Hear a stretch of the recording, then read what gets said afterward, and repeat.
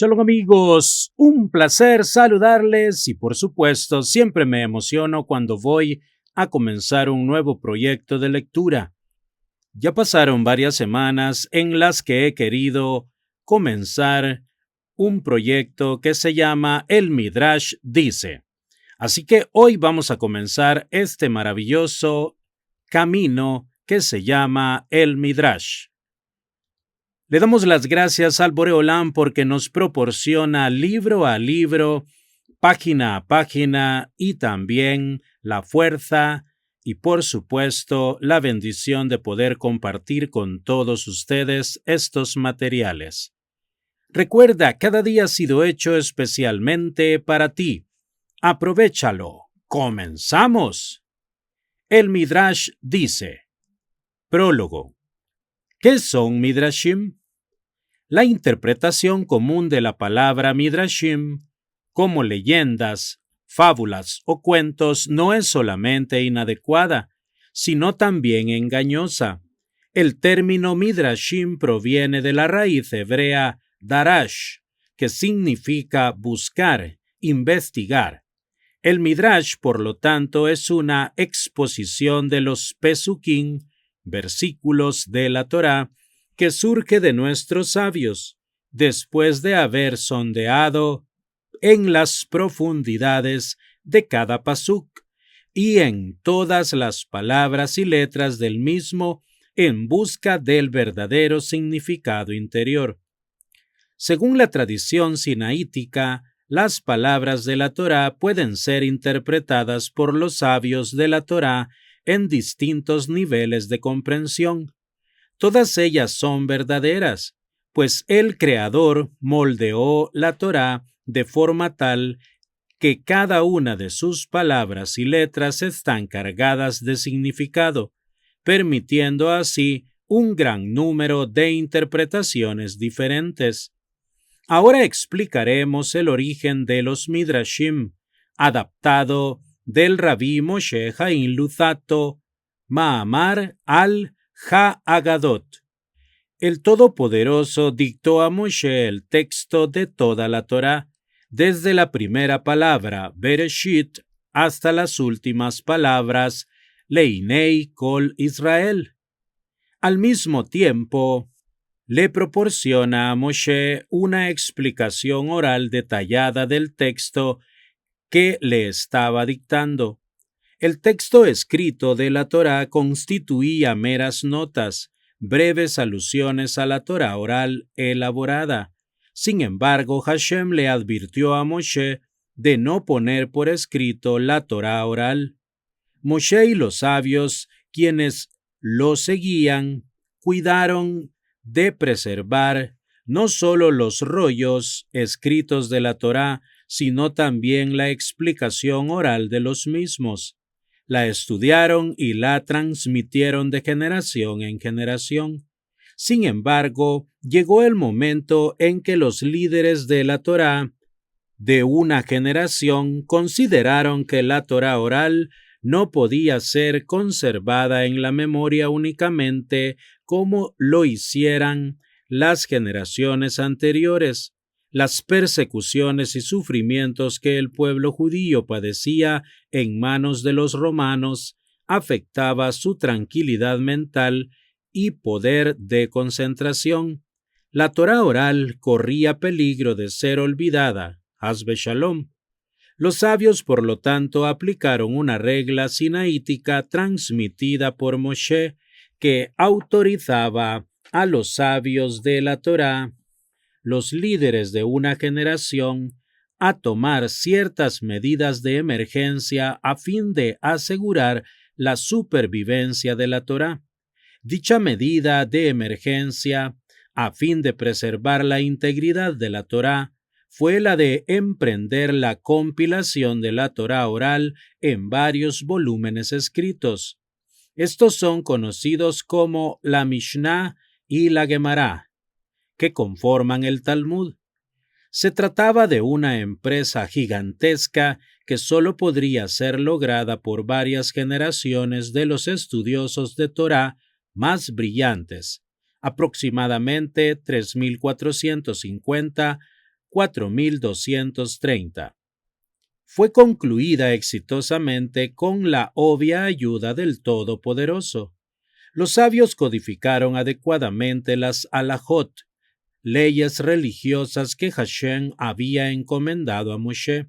Sin embargo, surgió un problema respecto de cómo registrar la ética divina y las enseñanzas de moral que Hashem había revelado a Moshe.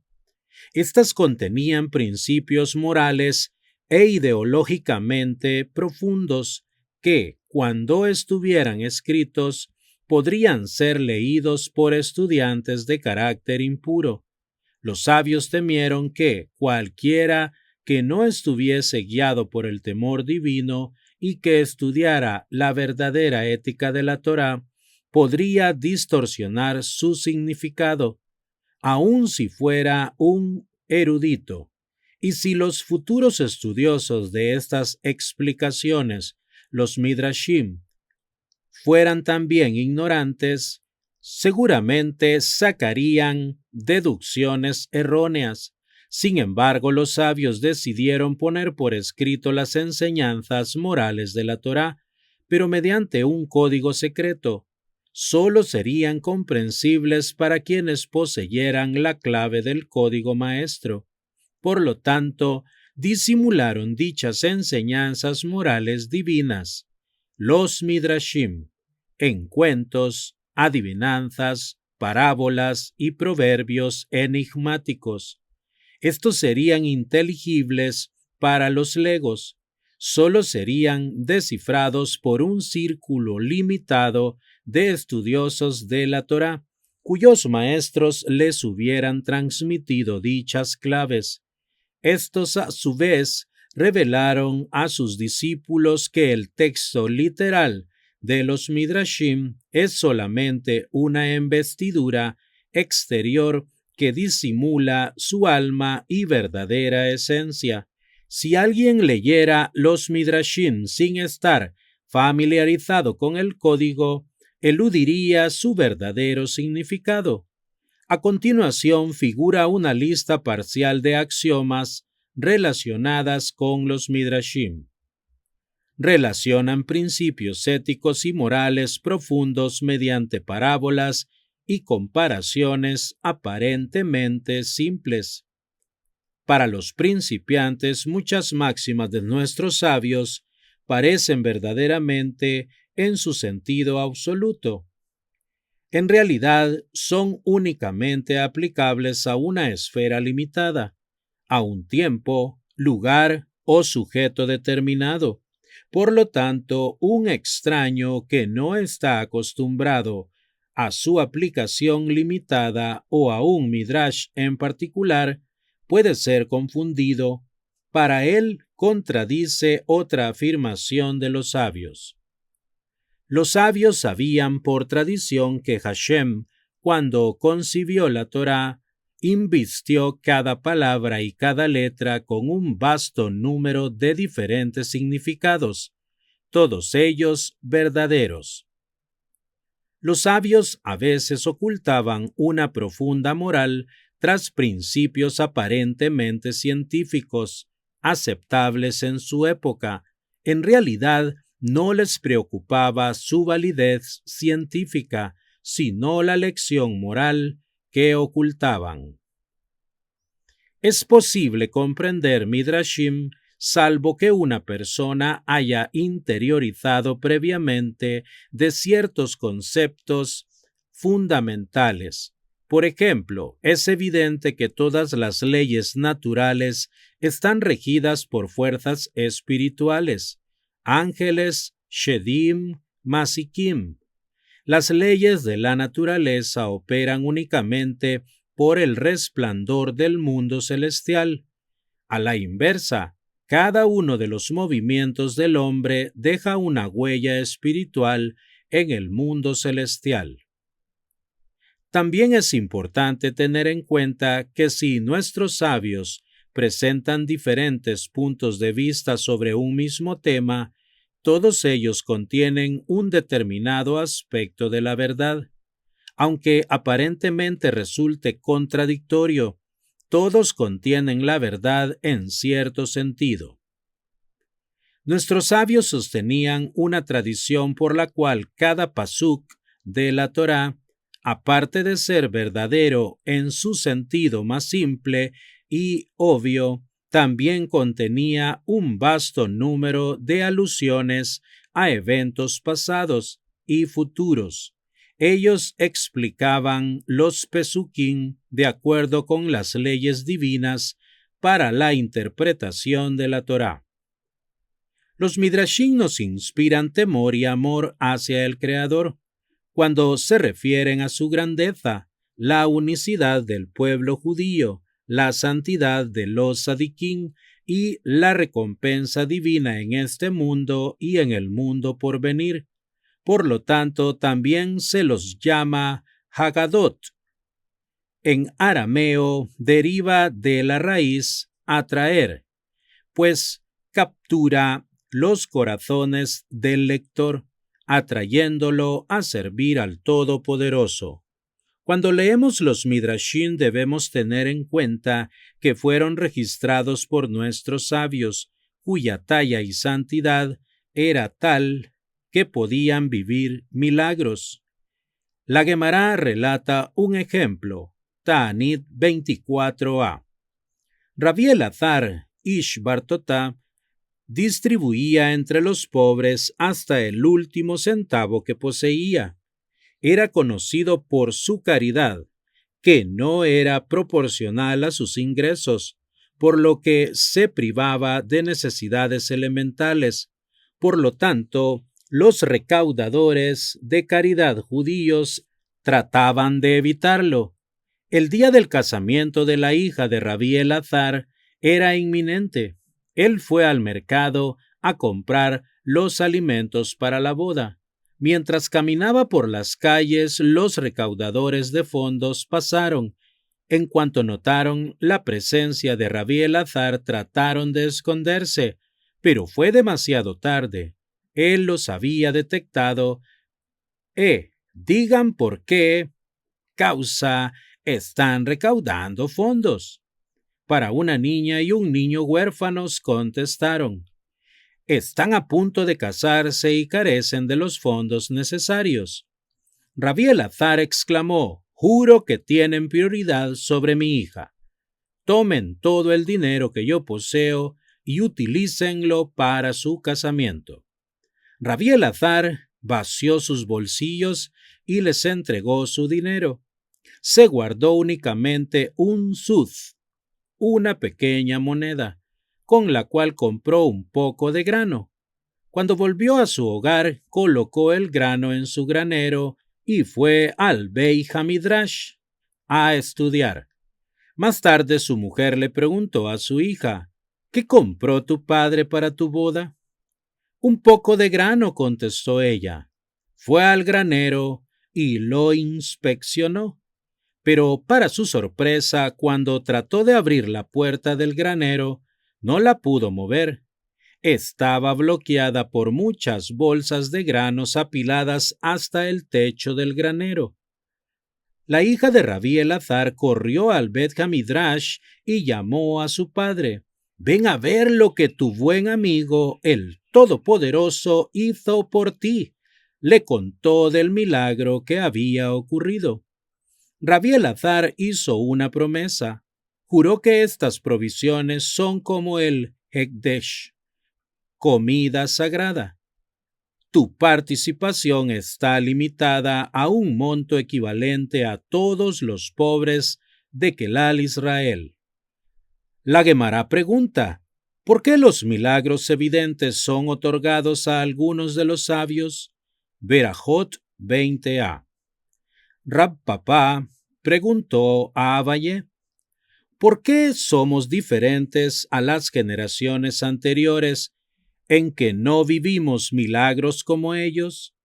Y esto a pesar de que nuestros conocimientos de la Torá superan los de ellos. Él respondió, la diferencia es que las generaciones anteriores estaban preparadas para mayores sacrificios en aras de Kiddush Hashem, a fin de santificar el nombre de Hashem, mientras nosotros no estamos preparados para lo mismo.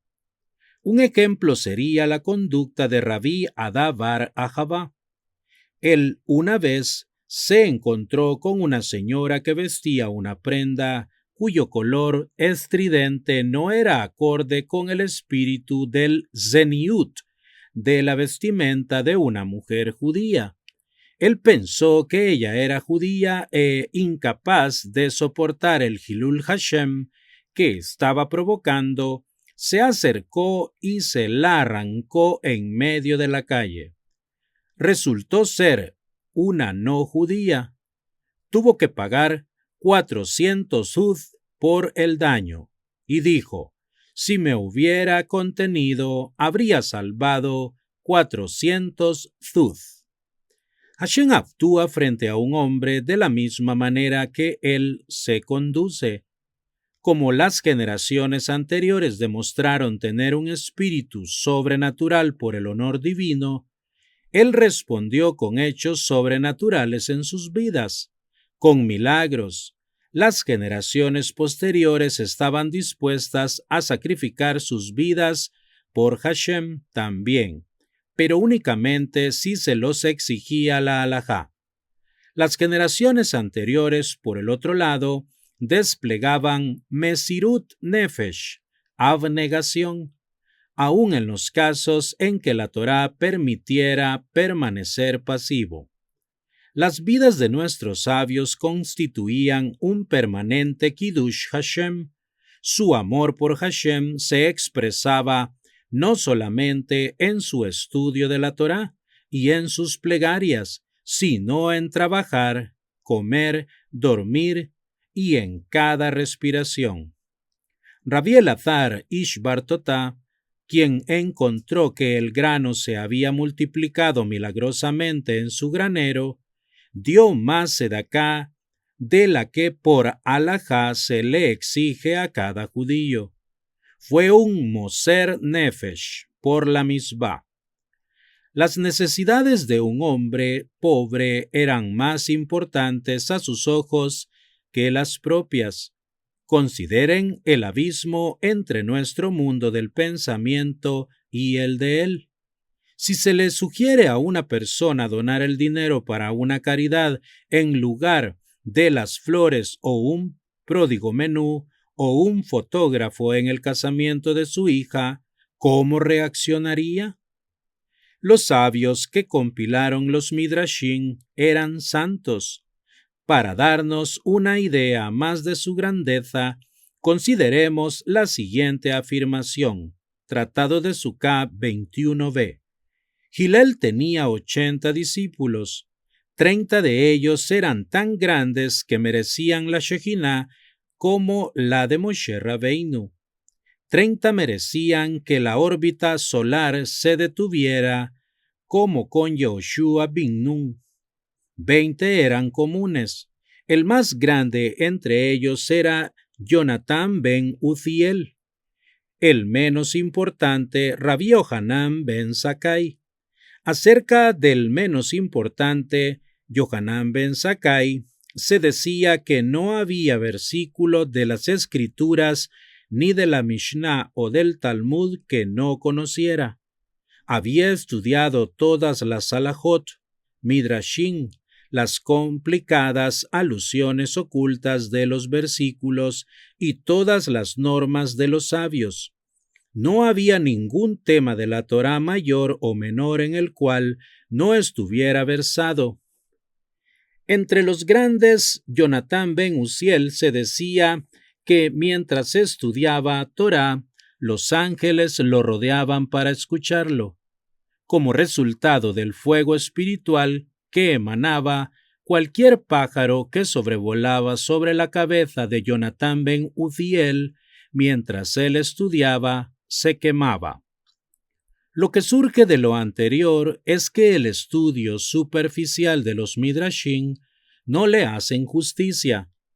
Cada palabra de nuestros sabios sagrados fue pronunciada con Ruach HaKodesh, Espíritu Divino. En ellas no se registró ningún Midrash para contarnos un simple cuento. Cada uno transmite un profundo mensaje.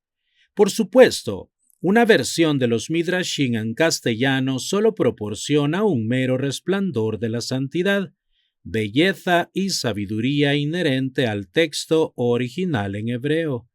La popularización de los Midrashim en castellano no es otra cosa que una medida de emergencia necesaria para satisfacer la imposibilidad de la mayoría de lectores de acceder a las fuentes originales. Rezamos y esperamos antes que la tierra se llene del conocimiento de Hashem, como las aguas cubren el mar. Yeshayahu 11:9. Esta colección no afirma que incluye la totalidad o una mayoría de los Midrashim disponibles de cada parsha, lectura de la Torá. En realidad representa una mínima fracción, una gota en el océano del material midrashico que se encuentra en nuestras fuentes. Los midrashim seleccionados son aquellos que pueden ser, así lo esperamos, útiles al lector. A veces el punto de vista de un midrash no es el único válido para ese tema. Técnicamente es imposible señalar en cada ejemplo todas las perspectivas que existen. En muchos casos, los midrashim de distintas fuentes fueron entrelazados a fin de lograr una obra de más fácil lectura. La inusual transliteración no fue respetada coherentemente, como el lector se dará cuenta, por una suerte de compromiso.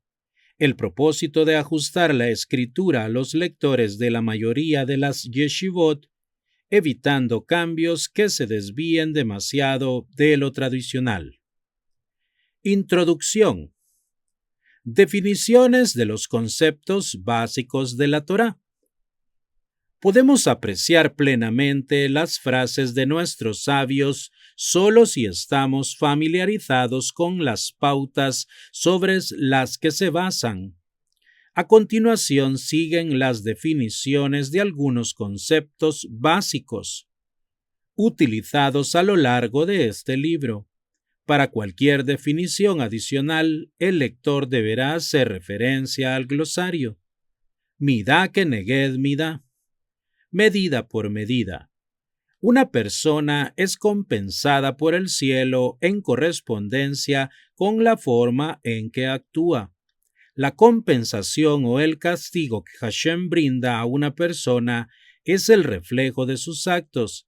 En el momento de la retribución, tomará conciencia de que lo que le ocurre no es casual, sino la providencia divina. Un ejemplo de la compensación midá keneged midá serían las 10 plagas que Hashem mandó a los egipcios. Al estudiar las Parshiot, las secciones Bo y Vayera, nos damos cuenta que cada plaga era una respuesta individual y ajustada a una determinada brutalidad o diversas atrocidades que los egipcios perpetraban a sus víctimas los judíos. Olam Hazé, el mundo presente. La corta duración de la vida en este mundo es solo un preludio del mundo por venir. Se lo compara con un corredor que conduce hacia el palacio, Olam Habá. El propósito de esta vida es prepararnos para nuestra entrada en el palacio. Esto se logra mediante el estudio de la Torá y el cumplimiento de las misbot. Olam Habá, mundo por venir. Este término se refiere al próximo mundo verdadero. En él todos cosecharemos la recompensa justa por los actos realizados en el mundo presente. Hashem medakdek in sadikav kehut haseará. Dios es riguroso con los justos por un margen tan estrecho como el pelo. Cuanto más grande es una persona, más grande su responsabilidad. Hashem espera más de un sadik, una persona justa, de lo que espera de una persona común. Si el sadik falla, aún en un tema menor, su castigo es severo. La Torá critica a nuestros patriarcas Abraham, Yitzhak y Jacob por cualquier leve acto erróneo que hubieran cometido, pues ellos fueron los más grandes sadikim, santos. Hashem no les perdona ni el más mínimo error. Él espera que su comportamiento sea impecable. Un ejemplo más de la norma anterior es la pena de muerte de los hijos de Aarón, Nadab y Abijú, relatada en Parashat Shemini. Como consecuencia de su cercanía a Hashem, pagaron con sus vidas una ofensa que, de haber sido cometida por una persona de menor importancia, hubiera recibido un castigo mucho más leve. Shejinah, la presencia divina. Hashem creó el mundo a fin de revelar su presencia divina. Sin embargo, la humanidad se corrompió. Por lo tanto, Hashem limitó la manifestación de su presencia al Kelal Israel, su pueblo, desde los tiempos en que condujo a nuestros antepasados a través del desierto. Nos brindó señales tangibles de su presencia entre nosotros. La Shejinah estaba representada por la nube de gloria que yacía sobre el Mishkan, el tabernáculo en el desierto, a la vista de todos por el fuego celestial que consumía los korbanot, los sacrificios, en el Beit Hamikdash, el templo en Jerusalén. Había 10 milagros visibles que demostraban a todo el pueblo que la Shejinah residía entre nosotros. La Shejinah estaba también con Sadikim, tales como nuestros patriarcas. Ruach HaKodesh, el Espíritu Divino. Hashem se comunica con los hombres más importantes, los designa sus profetas. Existen varios niveles de profecía. El menor nivel es Ruach HaKodesh, inspiración divina. Emuná, creencia. Bitajón, confianza. Emuná es la firme creencia que todo lo que acontece ha sido decretado por la providencia. El menor evento en la vida de una persona ha sido predestinado por el cielo. Nuestros sabios dicen, una persona no se golpea su dedo con la puerta si no ha sido predestinado por el cielo. Bitajón es la aplicación práctica de esta creencia. Cuando una persona se encuentra transitando por una situación difícil en la vida, debe aplicar sus conocimientos abstractos de la providencia individual del Creador para reconocer su confianza en él. Maaseh Avot Siman Labanim. Los actos de los patriarcas son precedentes para los hijos. Las acciones de nuestros patriarcas Abraham, Yitzhak y Jacob constituían profecías de eventos similares que recaerían sobre su descendencia. Cada paso en la vida de nuestros patriarcas, los fundadores del pueblo judío, presagió un evento paralelo en la vida de su descendencia. Por ejemplo, así como Abraham viajó a Egipto, sus hijos también viajaron a Egipto. Así como el faraón fue afectado por una plaga por intentar dañarlo, así también más tarde el faraón y los egipcios fueron azorados por 10 plagas. Así como el faraón fue incapaz de destruir a Abraham y Sará, así más tarde el faraón fue incapaz de eliminar al pueblo judío. Las historias de la Torá no están relatadas en orden cronológico. Un evento que ocurrió antes del segundo puede estar relatado después del segundo. Una historia puede estar dividida en diversas parshiot o secciones de la Torá. y a veces se hace alusión a ella brevemente y luego es desarrollada en distintos lugares. El objetivo de la Torá no es el de contarnos una historia. Sus parshiot tienen un orden divino que nos enseña cómo vivir. Amigos, hasta aquí la lectura de la primera parte del Midrash dice. En el próximo capítulo estaremos comenzando el libro de Bereshit. No se lo pierdan. Hashem bendiga la obra de sus manos. El Boreolán mande Parnasá Tová a sus mesas, tanto espiritual como materialmente, y que la luz de la Torá ilumine sus rostros. Hasta la próxima, con la ayuda del Boreolán.